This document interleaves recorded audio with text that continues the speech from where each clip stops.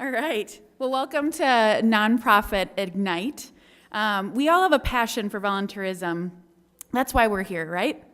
I'm Jocelyn Vandevelde, and I spoke at Ignite Chicago a year and a half ago and was hooked by the rush of sharing my love of learning in a constrained storytelling format, as well as soaking up the energy of several others who took the plunge with me that night. So I brought Ignite to Madison a few short months ago after meeting Philip Crawford, who will be speaking on storytelling later today, to partner with him on the project. We haven't looked back since, and then with 3 fun themed events, we featured 10 regular, everyday people who had an idea and the guts to get on stage and share it with an eager crowd, usually around 200 people strong. We rotate the charity we feature and pass on the funds to them at the end of the night. We are not a nonprofit, we're just a connector or a facilitator of human devotion, which lays the groundwork for us to give to a different charity every couple of months. So what exactly is Ignite? It's a global organization and movement where presenters share their personal and professional passion using 20 slides that auto-advance every 15 seconds for a total of only 5 minutes. That's what you'll see here today. Ignite events are held in over 100 cities around the world. You can learn more about our Madison version at ignitemadison.org. I'd be remiss to pass up the chance to let you know we'll be hosting our next Ignite Madison themed Attainable, Sustainable, Acting Today for a Better Tomorrow at the high noon this coming Wednesday at 8 p.m. We have DJ Mike Carlson, plenty of social bar time, and a really great raffle in addition to those 10 awesome speakers I was talking about. Plus, all the proceeds go directly to Sustain Dane this go-around. So for more information, like I mentioned earlier, go to Ignite Madison, or tickets can be purchased there. So with that, let's hear from our 5 Ignite speakers today. We are going to start off with Terry Weiland, the program manager at Center for Families. Terry has dedicated her career to helping families for nearly 30 years. Former teacher, principal, dean, marriage and family therapist, mental health specialist, and current mom and program director for Center for Families, Terry oversees 7 unique programs designed to help parents in their efforts to nurture, protect, and teach their children. Please welcome Terry.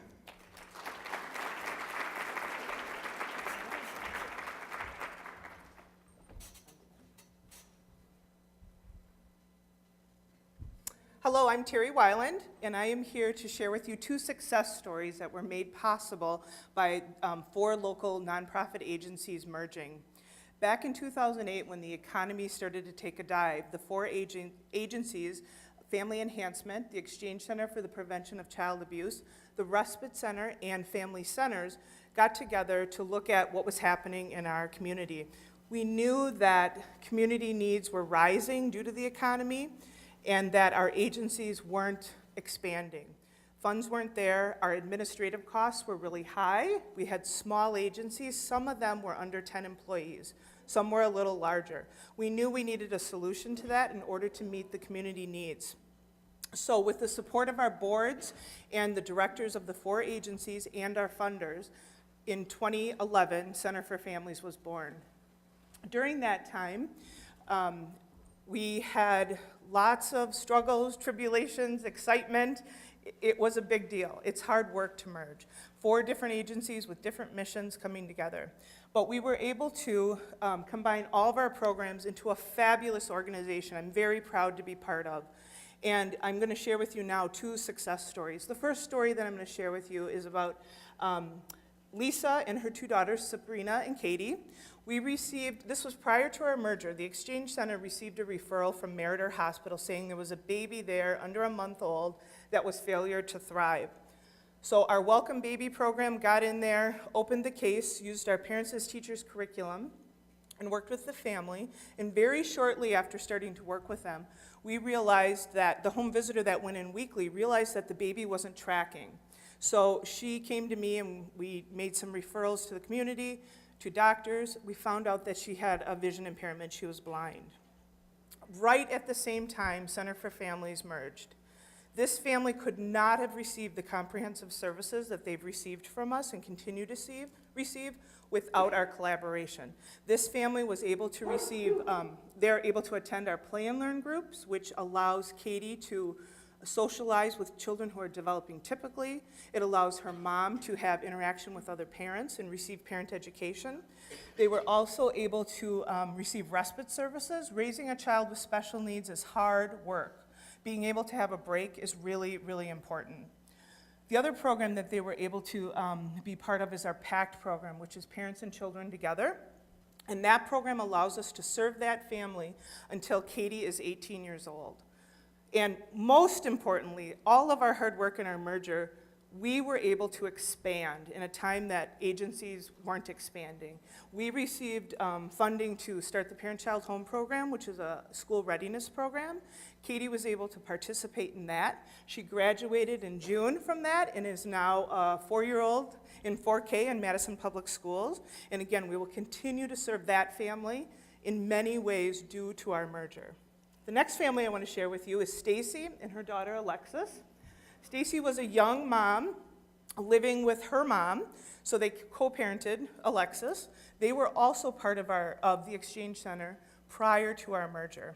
A few years into parenthood, Stacy moved out. She continued to co-parent with her mom, which has challenges right there. Anytime you're sharing parenting duties with somebody, it can be tough. A few years after she moved out, she had a second child. Her name is Janiyah. She wanted to raise that child by herself, even though she was continuing to co-parent with her mom. The way the merger helped this family is they received play and learn, they had respite services, they had welcome baby, they were still part of the PACT program, Parents and Children Together. So we will continue to serve this family again until Janiyah is 18. But the really big important piece for this family is another program that we have that's called Parents Place. We were able to do parent education with both grandma and mom to have them come together so they could collaboratively raise a teenager, because we know teenagers find loopholes, and she found lots of them. And so they were able to come to our classes and learn the Love and Logic curriculum and have a really united way to raise her, to have similar consequences in both homes, and to just be able to support each other instead of the teen running the show. And so all of these programs collaboratively have been so important in the lives of these. These are just two families. We serve many hundreds of families a year without the hard work behind that merger, and it's scary and it's hard, and not everyone survives the merger, but it's so important to go ahead and put the effort in to make yourself stronger and better for the community that we're serving. And as we started out with our mission, I just want to remind you that our mission is to partner with parents to help them nurture, teach, and protect their children. Thank you.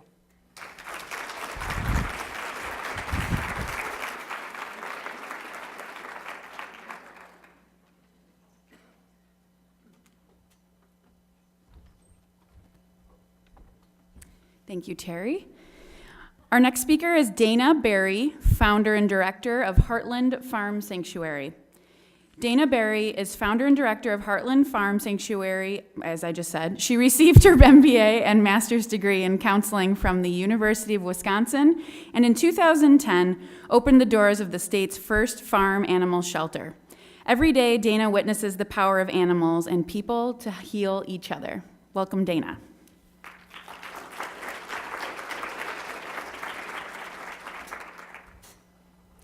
So I want to talk today about a cause that's very near and dear to my heart, and that's the power of people and animals, almost magically, to rescue each other. I have to admit I'm a little bit biased. I've been running a farm animal sanctuary for 4 years now, and it's been incredibly rewarding for me. Here I am. Here I was about 4 years ago with our first 4 rescues, 4 sheep and goats. And so most of us inherently know that animals, especially pets, play a special role in our lives. But I'm here today to tell you about how much deeper it goes than just enjoying each other's company. We can literally rescue each other. So what do I mean by rescue? Well, in the case of an animal or a person, it's really to give them a second chance at a healthy, happy life. It's pretty simple for animals. Here's a case. We rescued a horse a few years ago, got a call from the sheriff's department, and it was in need of our help, so we rescued her. We got her food, shelter, and a new home, and against all odds, she made a full recovery and goes on to lead a happy life. But we know for people it's a lot more complicated than that. We have all these needs. We have the need to feel good about ourselves and to contribute and to have a social network. Lots of things go into having good mental health. So what is it about animals that can help rescue people? Well, it's actually very simple, and I see this every day in my work. First and foremost, we know animals are a lot of fun to be with. They feel good. It's good to pet them. It's good to receive their affection back to us. And that can impact us on so many levels. One of the things about animals is their social system, their social rules are a little more relaxed than ours are. So, for example, a child with autism can wander into our field and get down and really take a look at the animals and get to know them, and the sheep just think, oh, that's normal. He's probably just looking for some grass to munch on with us. They don't judge. It's so true that animals are reliable, full of love, true in their affections, predictable, and grateful and loyal. Difficult standards for people to live up to, I think. So another great thing about animals is, it actually turns out to be a blessing, is they don't share our human language, which means they can't tell our secrets. We can confide in them and share our hopes and our dreams and our fears with the confidence that it will be just between the two beings. And of course, animals are just fun to play with. Here we have a donkey at our farm playing with one of our kids who comes out to visit, and I'm not sure who's having more fun, the donkey or the child. But it's really great that, this is the first way that animals can really rescue people. The second important way is that animals actually bring people together to bond over a shared cause or interest. We have 60 rescues out at our barn, and every week we have lots of kids come out and help to feed the animals, and often they're working side by side with each other and with our staff. This creates some very amusing circumstances. For instance, we had 2 young men that came out who had never met a rooster before, probably like many of us here. And they were just awestruck, but they were also at the same time bonding over that and sharing that impression. And it really, it helps build social skills, and it improves social functioning and a feeling of that you're part of a group. Animals also bring people together of different abilities and ages and cultures. And so through that we can understand each other better, and we can understand ourselves better too.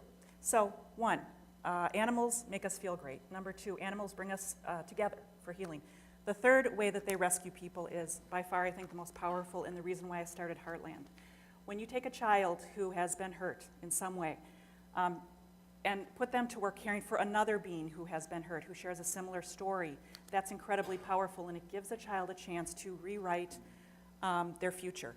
You just saw the case of Zeus, the little goat we had rescued. Well, here he is a couple of years later, very strong and healthy, and a boy named Sam who comes out to help him every week, take care of him. I can assure you that these two have an immense amount of appreciation for each other, and the boy feels wonderful about how he's helping Zeus.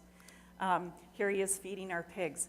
And so, you take a child who's used to being in the system most of their lives and give them a chance to contribute to another vulnerable creature who's almost more needy than they are, and it's a very empowering feeling for them. You can take a kid who's angry, who feels worthless, who's maybe been told he's not worth very much, put him to work, have him make a difference, and he feels like a super kid. It's very, very impactful. So kids take these newfound skills and this newfound empowerment, and they go out into the world and they take risks, and they get to know other people, and they have a new restored sense of hope for the future and a new understanding of their past. And really, there's nothing they can't do. So whether it's us lifting animals up quite literally or animals lifting us up, the helping, healing, and rescue is very mutual. Thank you.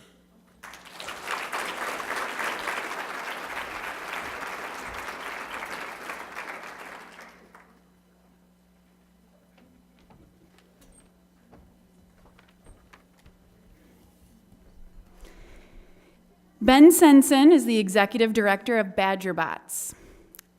Ben Sensen, a science teacher by day and President and Executive Director of BadgerBOTS Robotics Corporation by night. BadgerBOTS focuses on building skilled and capable agents of change by providing them with robotics and STEM-related experiences throughout their developmental years. Please welcome Ben.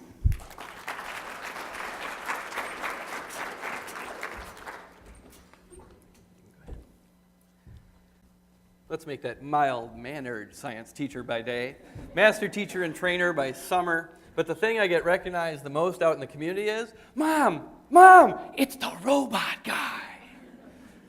So BadgerBOTS Robotics, Are we all about the robot? It's true that our kids, from the youngest ages, make Lego robots. They make robots made out of metal and motors. They make robots as big as you and me that are probably faster than you and me. And yet, we're not all about the robots.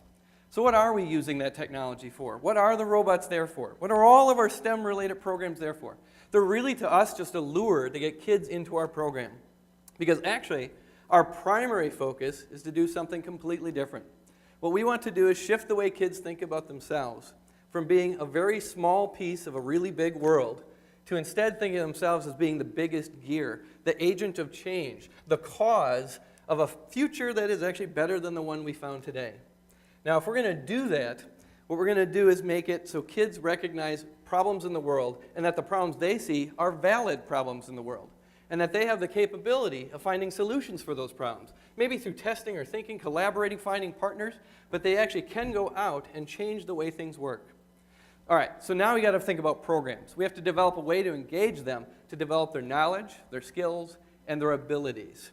So all of our programs come back to those three things with one more layer, the confidence to actually go out and change the world around them. That's a big change in thinking because a lot of organizations focus on knowledge and skills and ability development, but we're really trying to put kids in that stressful moment where they're persistently challenged, the edge of frustration, that teachable moment where they almost feel like they should go running and screaming, but instead they're really heavily supported through that moment and the learning takes place at the fastest rate possible. From the youngest ages, junior first Lego League, obviously not about the robots. It's nothing but a show me poster and a little display with a simple machine on it, and yet they're demonstrating their knowledge of STEM.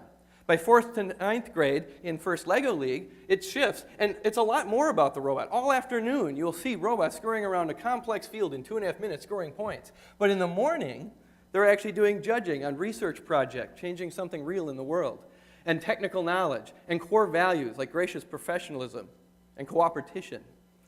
These are kids that invented a better lunchbox on the year it was themed food safety. They pitched it to a major international corporation. You can now go out and buy the Mad Box lunchbox from Land's End. That's an empowered child, and they were 7th graders. That's what we're hoping for. As they get a little older, 7th through 12th grade, they might join our first tech challenge. Now this one's obviously about the robot, right? I mean, it's 4 robots on a field, 2-on-2 alliances, competing directly. And yet it's really not, because your alliance partner in one match is your opponent in the next. You have to be able to get along with everybody regardless of what's going on. And we add a new element. These kids have to maintain, as 7th through 12th graders, a professional grade engineer's journal, a document that tells the story of their entire season's experience from beginning to end. Anybody have a middle schooler or high schooler? Do they like to write anything down? All right, first robotics competition, 9th through 12th grade. This has to be about the robots. It's a giant field in a sports arena, 6 robots, 3-on-3 action. It's huge. And yet the 2 highest awards actually have nothing to do with the robot itself. They celebrate going out into your community and teaching others about STEM and inspiring them to get engaged on their own. And those are the awards our kids, we encourage them to go for by not going for them. Our phrasing is, you don't win the chairmans by going for the chairmans, you win it by doing good acts in the community. So they also do other projects. This is called a sit ski. It's an adaptive technology to take people with spinal cord injuries and allow them to participate in the sport of cross-country skiing. Our kids helped improve the design and then built a factory that untrained labor could come in, and in a single Saturday we could crank out 25 of these. They're now scattered all across North America. My favorite moment in the history of robotics is not about robotics. It's looking over during the Madison Winterfest and seeing 8 empty wheelchairs. That is empowering. What about the kids who don't have that much time to commit because they're in 800 other things? That's where the summer camps come in. In a single week or 2 weeks, we can take kids through a similar experience, maybe not as intense, maybe not as persistent, but when they keep coming back year after year after year, we change them into capable change agents in the world. And that's really what we're doing. Our high school programs run themselves. The kids are in charge of our first robotics program. Now, mentors actually outnumber students because we're popular with the adults too. But that's what we want to achieve. My question for you and the challenge for all of us is to not just look at our direct services, but also ask ourselves, how are we empowering people to act in their own interest as agents of change out in the community? Thank you very much.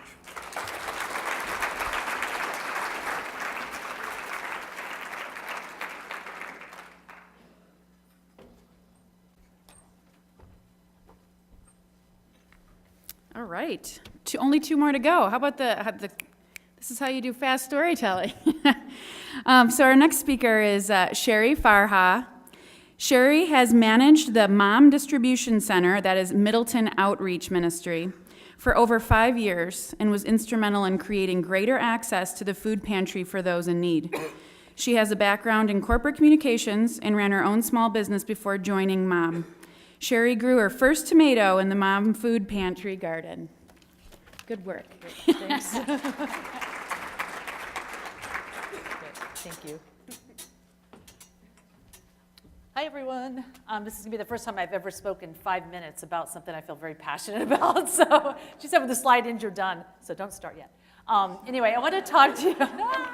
I want to talk to you about a challenge. You can go ahead and start. That we faced in our organization and a risk that we took to try to solve it. We serve more than 4,000 people every month at the food pantry in Middleton, Cross Plains area, and West Madison. And the need continues to get greater. We're estimating that we will give out about 1 million pounds of food this year alone. So unfortunately, demand does not seem to lessen. Cuts in federal food and state assistance programs have really left food pantries holding the bag, literally. So the challenge is also complicated by the fact that most food pantries have pretty restricted times you can visit, hours you can go. The typical food pantry you can only shop at once a month. And we found that just was not going to solve the problem of hunger relief in our area. It was causing too much anxiety for people to try to go around and find food. So shortly after I started at Mom, we decided to make a huge change to our model. We decided to let people shop as often as they needed. And that was a huge, huge, bold undertaking. There's maybe one other pantry in the area that does it, and I'm not even sure if there's that many in the state or nationally that do it. So it's a pretty bold model that we took. You can bet I had a lot of sleepless nights, wondering if I had committed career suicide, maybe thinking it was the last job I was ever going to have that somebody wanted to pay me to do. Kept wondering if all the people that were giving me the horror stories that were going to happen, people are going to wipe you out, they're going to pull up and pick up trucks and take all the food off your shelves, and you're not going to have anything left for people. But I continued to be haunted by an experience that I had when I first started working there. I was new to the pantry, I was afraid of breaking the rules, and a family came in clearly in need of food, and they weren't within their 30 days, and I turned them away. And that just continues to haunt me to this day. And so it was at that point that I just made a pledge to myself that no one was ever going to leave my food pantry hungry again. So we took the plunge, we implemented the model. We're open 6 days a week and more hours than any other pantry in Dayton County, just so you know. So we're really kind of walking the talk here. We're serving a lot of people. I just kept reminding myself during the whole process that we're dealing with food, and it's a basic life necessity, and it really does just kind of boil down to the green beans. I kept saying it's just the green beans. We're not giving out Rolex watches or electronics, we're giving out food. So I just want to tell you kind of some of the things that we did to make it happen, and hopefully this will encourage you to take a risk in your own organization. I strongly say stay focused on the mission. I would tell people when they kept saying, oh, it's not going to work, or people are going to abuse the system, or they're going to sell food in their neighborhoods and stuff like that, I would say, the time that we spend worrying about these maybe things, we're taken away from the time we're spending on the mission. So I'm just saying stay focused on it. Secure complete buy-in from your corporate or governing body, because what you don't want later is for your board to say, I told you this wasn't going to work. You want them to be invested in it. Start out small. We did a soft rollout. We didn't publicize it that broadly until we felt that the whole thing was going to actually work. And I encourage you to really select the words that you use when you're trying to roll out a new policy, because there's a lot of differences between the words want and need, for instance, in my line of work. So I encourage you to be selective about that. Once we rolled out the model and saw that things were going to work, we went ahead and took another big risk, which is we didn't believe that everybody could get to the physical food pantry. And so that whole model of if you build it, they come doesn't work in hunger relief. So we started several other programs which were aimed at getting out to people that couldn't come to us. Mobile food pantries, school snack bag programs, gardens. We have 3 food pantry gardens. We started a service camp to get kids out into the community to do the good works of Mom. So just to kind of leave you with some heartfelt advice. Just don't overcomplicate a system that doesn't need to be complicated. I found that us in the food industry, we're making all these rules and all these conditions, and people just need food. They just need to know that they have dinner on their table at night. And nobody pulled up in a pickup truck, and nobody like wiped us out, and we still have food on our shelves. We have people that are not anxious and people that are less tense because they didn't know where they were going to go the other 3 weeks of the month. And you're going to have people that maybe were your supporters that decide, you know, I can't stay with the organization, it's not moving in the direction. That's going to happen. But you need to stay bold and you need to stay the course. I can say that even in some pretty stressful times, I really don't at all, I'm not at all, sorry, but don't regret the decision that we made. When someone comes up to you and says that you've saved my life and you put food on the table for my family, we didn't have any, I felt like it was worth taking the risk. So be bold. Thanks.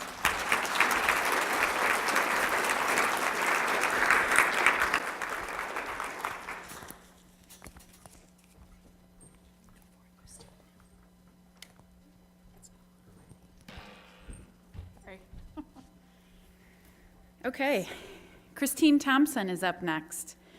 Ms. Thompson has been directing the Personal Essentials Pantry since August of 2007. She holds, which is known as the PEP Partnership. She holds a Master of Divinity degree from the Lutheran School of Theology at Chicago, where she focused on urban ministry. Prior to that, she worked for 20 years for a research center on the UW Madison campus. Ms. Thompson's ministry emphasis is on the problems and promises of the city, especially to those who are on the margins, who too often feel left out of God's promised kingdom. Please welcome Christine.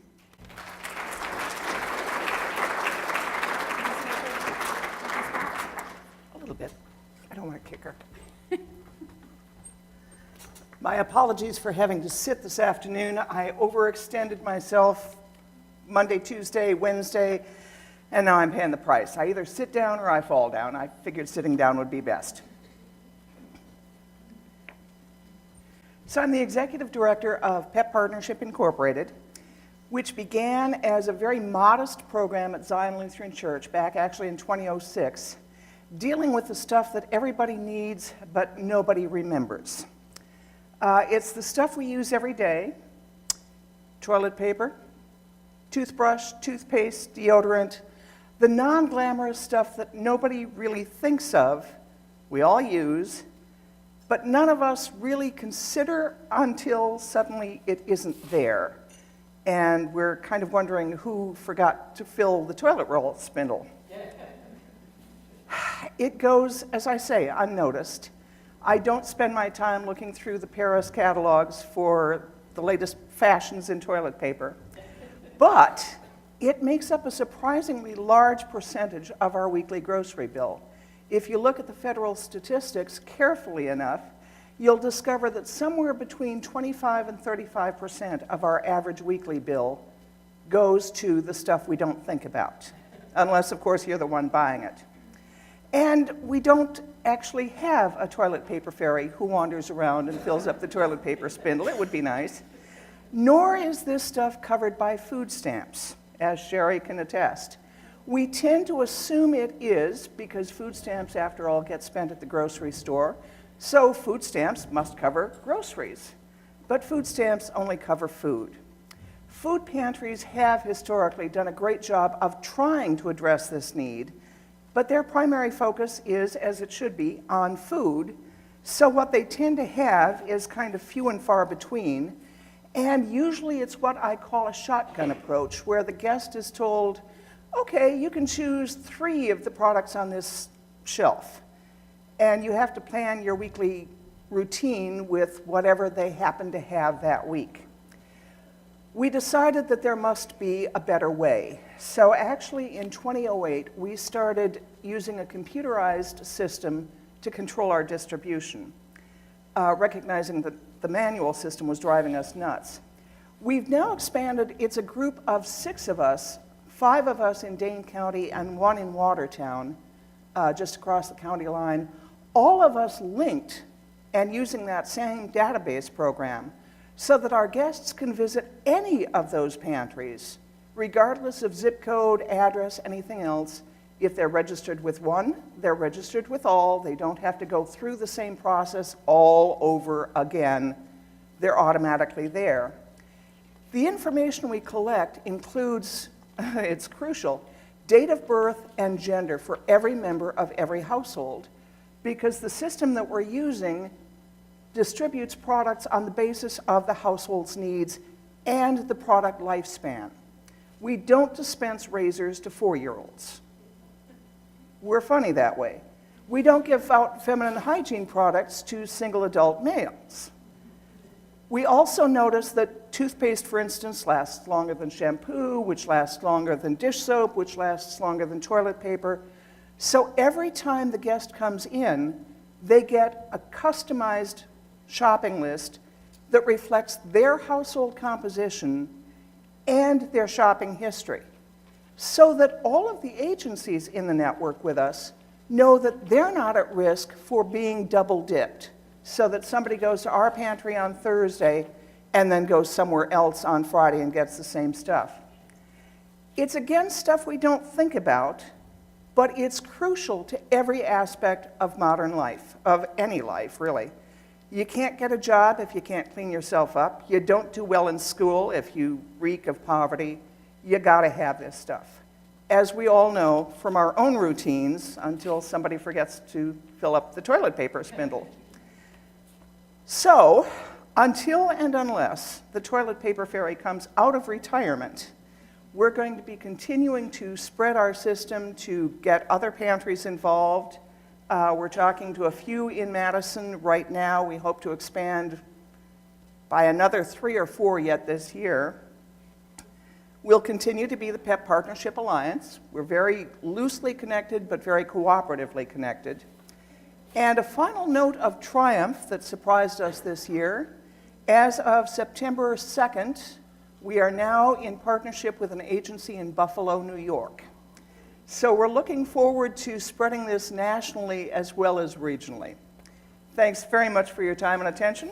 I greatly appreciate it.